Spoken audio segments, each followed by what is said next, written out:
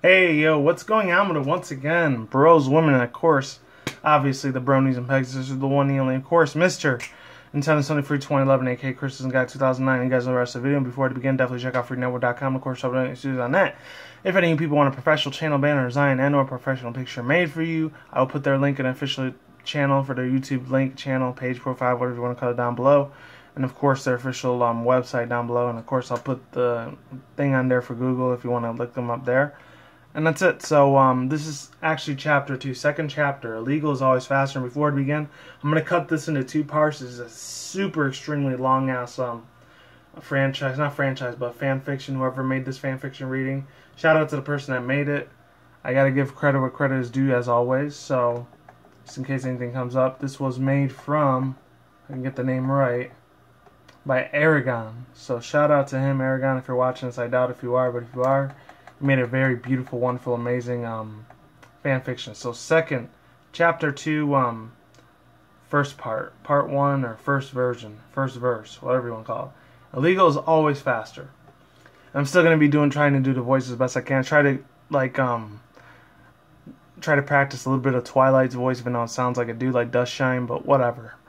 That one and the other one, I'm still gonna try to do Rainbow Dash a little bit better, or voice acting. And then Moneybags, the one for Spider Dragon, I'm going to try to do him too.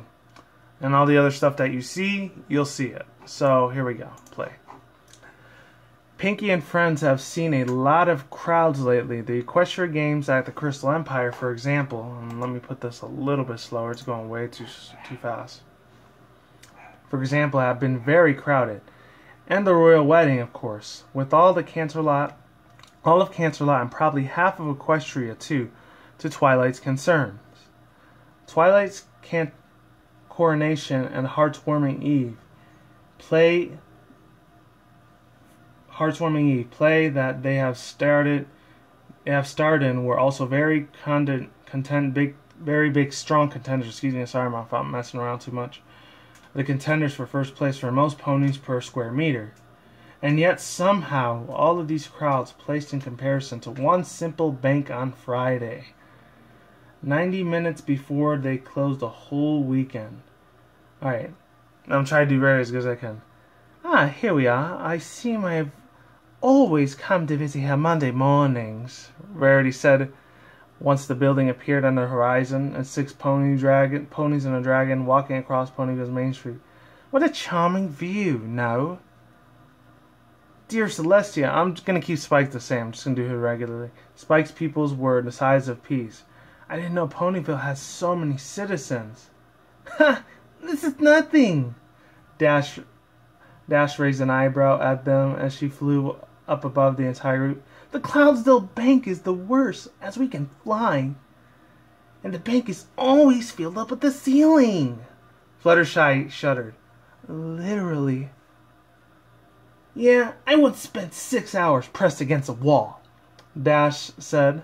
Second most horrible bank-related afternoon in my life. And then Rarity frowned. Second? I did a lot of crazy stuff in high school. Well, I don't worry about spending 6 hours suffering here, so we better hurry, Applejack said. All we want to do is take a shower fast as possible. I stink. Please, dear. Rarity rolled her eyes. You're exaggerating. I am not. Applejack frowned. I smell like fresh painted house. I don't know if you can manage to breathe like this.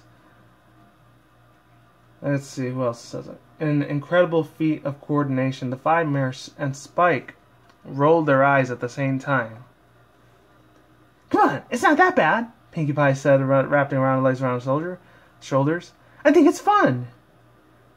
I don't know if fun is the best word to describe it, Twilight said with her eyes on the bank of the roll, which was just a couple of meters away from the moment.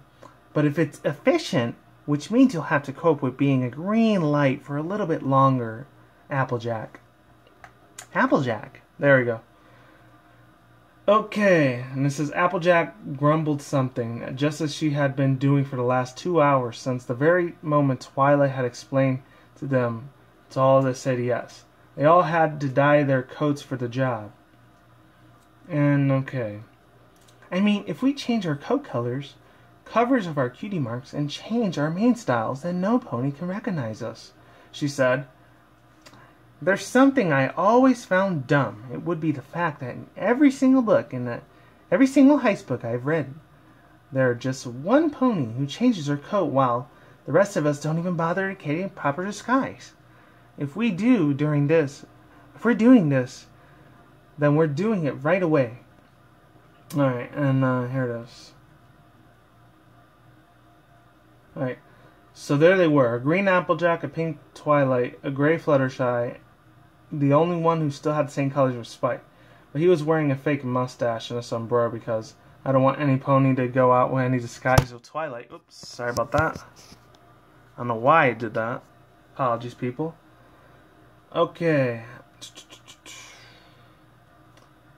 There's Green Applejack. There it is. And finally they've arrived in Moneybags Bank. They looked at the colorblind rainbow between them and the goal with only a couple walls of 700 million ponies, give or take. Yeah, Twilight said. This is going to be easy. At exactly 4 hours 0 minutes post-meridian, two mares walked into Moneybags Bank. Hardly something new seeing how Moneybags Bank had a pony per meter density higher than that of a black hole. True, but those two ponies still managed to stand out. Maybe because there was something wrong with the way that they walked. Maybe there was something because one of them managed to not only walk through an impossibly dense crowd, but also look stylish while doing it. Maybe it was the fact that one of them was an alicorn, thus probably gave strong enough to lift the building and every pony inside it and shake it like a magic box because she felt like hearing the sound effect of bones creaking. It could be anything, really. A mystery for all ages. And a demonstration of politeness usually unheard of in public places like banks, train stations, or restaurants, or the crowd that actually lets those two walk in, or at least they try, because as far as ponies know, politeness alone is not enough to defy the laws of physics, and banking was really crowded. Perhaps a little explanation on Moneybags' architecture and inner workings would be useful for things such as this moment. The building was one of the most especially if one of it took into account that it was Ponyville. It was in Ponyville, excuse me. But it was on only one floor, and for some reason, unknown to the reasons that could be linked to the Applejack, to both fact that ponies hate common sense, Ponyville's Moneybags had one of the 6 employees and 3 counters. Out of 6 employees, only 3 of them attended to the customers, as the other 3 were directors, his secretary, and the soda guy. No pony really knew the soda guy what he really did, but he was always carrying a can of soda, so there was that. The building had 2 main parts, the public section where every pony could go walk and talk and do business with the bankers, and the private section where the offices were located. Only the director, the secretary, and the soda guy had offices, as the other 3 employees spent the entire day sitting on tables and talking with the customers. This day wasn't an exception, even though the banks was obscenely crowded. Every pony in the crowded area was waiting for their turn to sit at the table with one of the employees. And even though it looked like it helped, was really needed. The director, secretary, and soda guy were nowhere to be seen until the 2 mares showed up, of course, moving in with the elegance and a little bit of difficulty because there were no ponies everywhere. The non-alicorn of the pair, an azure unicorn and a cruel mane, walked towards the table near and coughed with ahem. She stepped forward efficiently. Excuse me? The employee, a lavender mare, and a customer, not a lavender mare, frowned at the interruption, and then they saw no one who was talking to her. Or rather, she saw someone who was behind her who was talking to her. Princess Twilight, the employee said, her eyes opening wide. What? No. The alicorn shook her head and tried to step forward. I see. That's not my name. She coughed. My name is Princess Skylight. The employee frowned. Mm-hmm. Uh-huh. I'm pretty sure you're Princess Twilight Sparkle, Your Majesty.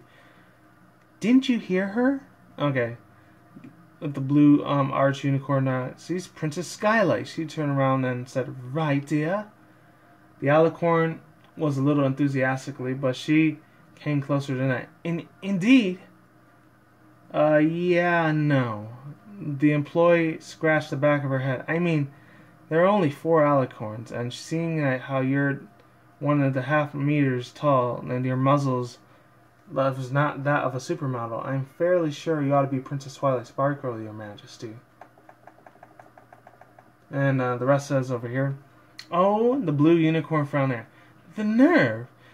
That's how some ponies treat royalty in public these days nowadays. She shook her head. Princess, we don't need to endure such a rude welcome. Silence. The alicorn stood nodding. Ahem. The azure unicorn said, Princess, I see that we don't need to endure such bad welcoming. What? The alicorn finally stopped her head motions, and looked into the unicorn and said, yes, of course. Whatever you say. Indeed, whatever I say. The unicorn stomped a hoof down. You're lucky it takes such glaring offenses to civilized ponies. We're civilized, the alicorn cooed. Okay, that's a fact of the reason we're not making a sentence. We're making a scene. Not making a scene? I apologize, the employee said. It was my intention to... Apology is not accepted, the Azure unicorn said in her eyebrows. We demand satisfaction. The employee blinked very slowly. By this point, no pony was doing anything but looking at them. Any kind of financial activity had to stop. I'm a little lost here, to be honest. I'm a little lost here, too, the alicorn said. We're demanding satisfaction. Isn't it a little bit extreme? The unicorn glared, and then glared to the alicorn. The alicorn gulped. I mean, of course. We're demanding satisfaction. That's like the most demanding thing right now. We demand it. Give it to us. Satisfy? Wait, what? No! The employee gulped. I mean, what? What are you doing anything? I was just... Too late now, the unicorn said with a hoof. Now we have 2 options left, I believe. First one is, it will satisfy every pony. Is that for you to call your director and let us know that to talk business with him to ispris facto, she smirked. I'm sure it won't be a problem, yes? The employee blinked next to the director. Why, yes. I think that will be an amazing, awesome problem. Let's see. Kind of skip that one. Okay. Freaking skipped my thing. Hold on. There it is. Stupendous, the unicorn said, eyeing the employee. Now go, quickly. But I can't do anything on the director like that. The employee ran out to the room. He's one of the ones in charge supervising everything we do. If he's busy, we don't need to double check on everything. Silence. Say what now? We're contrarily forced to work twice as slow as we're working right now, and the director is busy. Bam! To describe what happened with words, what would have happened in the bank after that sentence was spoken would be hard, but maybe absolute commotion would be severe. If it wasn't a bomb had suddenly fallen on a building, every single pony started screaming at the same time. This is no place to write down words, but it is safe to assume that it wasn't exactly kid-friendly. Some ponies pushed forward to go, some ponies stumbled. And next thing you knew, Moneybags Bank might as well have been a battlefield. A certain group actually went and surrounded the alicorns and were saying pretty hurtful things too. Say, dear, the unicorn turned around in her friendly suit, and her voice was piercing on the crowd with the spear singing through the crowd again. You're still an alicorn, yes? The alicorn blinked. If you were to say to set fire to everything and the money and ponies, how long would it take you? The alicorn frowned. Why are you asking me that? The princess tapped her chin around 52 hundredths of a second, give or take. The unicorn arched her eyebrows. You're being surprisingly precise there. Well, I have burned my personal quota of things. The alicorn waved a hoof. It was a phase. I thought the sparkles were pretty. Uh-huh. The unicorn turned to the employees. Remember how I said we had two options? The second one involves pretty sparkles. She batted her eyelashes to put in the brightest smiles. Your move. Okay, then. Oh, there it is. Okay, that should have gone better, Pinkie Pie said. But it's all in the end as well. They're inside. The director took them to the office. Oh, what do you mean it could have gone better? Fluttershy asked. Oh, what happened? Okay. They recognized Twilight. Apparently, the wings and horns were too much, even for a pink paint. Rainbow snorted. Well, that's predictable. What about rares? Applejack asked, poking at Pinkie Pie. Did they catch her too? Nah, I don't think so. Pinkie Pie put her eye on one of the periscopes once again. She saved the whole thing. She's very good at being bully. Silence. Actually, she's disturbing at this point. I'm a little afraid, to be honest. What? Oh, yeah. At the penguin worked and all. Oh, shucks. Applejack kicked the ground. I was hoping for it to be useless. And who else says what? Okay. They were outside the bank between bushes surrounding buildings. Convenient! Twilight had to seen them. Wonder why this bank was so robbed more often. Peeking through the windows in Pinkie Pie's favorite permascope, excuse me. Alright. Even if it wasn't your fault, it's time to get out now, Dash said. So let's deal with it, girl. Applejack grumbled something offensive under her breath.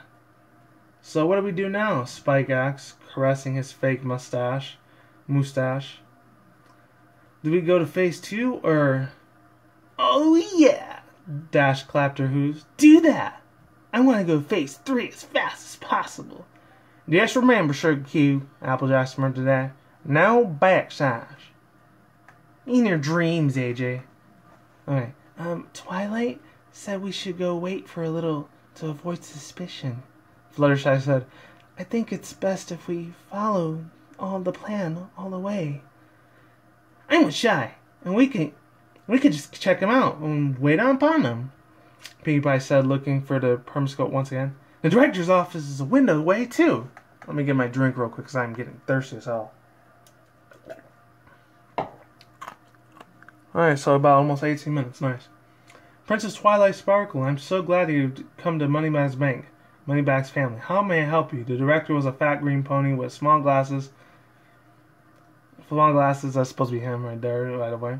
Even a small necktie. Small enough. Twilight noticed to be completely inefficient that his glasses were clearly nothing through a magnifying glass. On the fat of his neck, covering virtually the entire tie of the body. He looked very small, like a very small child was wearing father's clothes, only in reverse. My name is... Forget it. No, actually no. Forget it, princess. Rarity interrupted, taking a seat. The director was already sitting on the other side of the table, and soon Twilight followed the three, noticing they're trying to sit down now. Rarity tapped in the table twice at the director. My name is Azodul, Mr. and the client. She pointed at Twilight.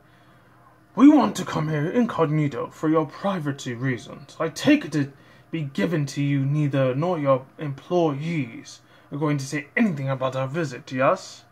The director blinking. Yes, of course. I mean, no. We wouldn't say such a thing. He crossed his forelegs. We're very professional when it comes to customer secrecy. Good, Rarity nodded.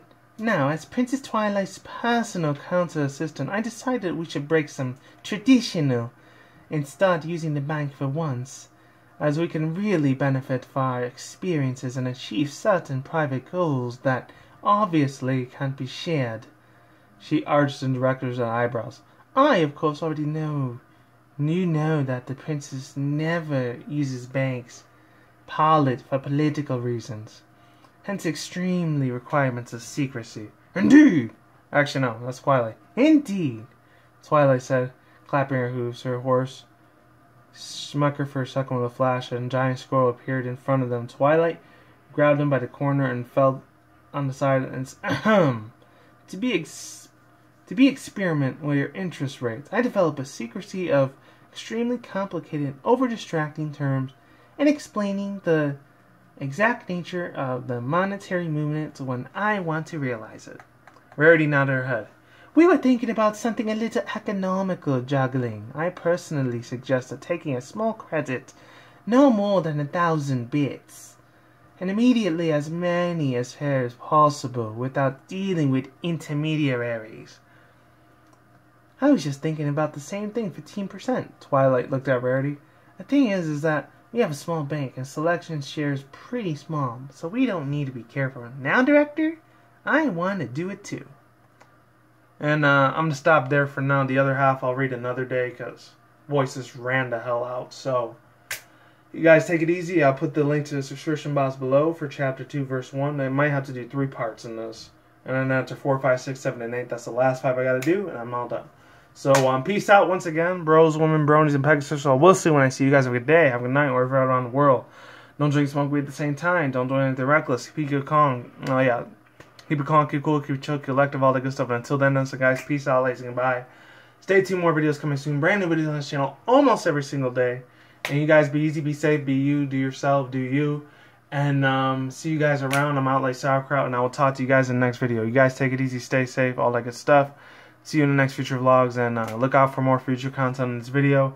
And I'll talk to you guys next time. Take it easy, and stay in tune for this next beautiful, wonderful episode. And all the pictures and all that belong to the rightful owners. See you soon.